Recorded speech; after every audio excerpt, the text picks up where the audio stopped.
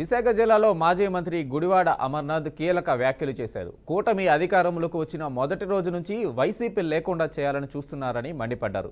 నాగార్జున యూనివర్సిటీలో వైఎస్ విగ్రహాన్ని తొలగించారని, బాపట్లలో విగ్రహాన్ని తగలబెట్టారని గుర్తు చేశారు. ఇప్పుడు క్రికెట్ స్టేడియంకి వైఎస్ పేరు తొలగించి సీతకొండ వ్యూ పాయింట్కి వైఎస్ పేరు చెరిపేశారని విమర్శించారు.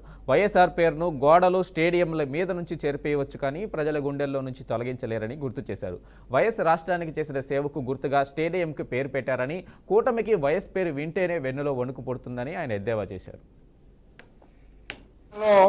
కూటమి ప్రభుత్వం అధికారంలోకి వచ్చినటువంటి 9 మాసాలు పూర్తయినటువంటి సందర్భంలో వారు అధికారంలోకి వచ్చిన తర్వాత ప్రజలకి ఏం చేశారు, ప్రజల పక్షాన వారు ఎన్నికల్లో ఇచ్చినటువంటి హామీలు ఏమైనా నిలబెట్టుకున్నారా లేదా, ఎన్నికల్లో ఇచ్చినటువంటి హామీలు వాళ్ళు అమలు చేయాలనేటువంటి ఆలోచన ఉందా లేదా అనేటువంటి అనేక అంశాల మీద ప్రజలందరూ కూడా ప్రతిపక్షంగా వైఎస్ఆర్ కాంగ్రెస్ పార్టీ కానీ ప్రజలు కానీ వారి స్పందన కోసం ఎదురు చూస్తా ఉన్నారు.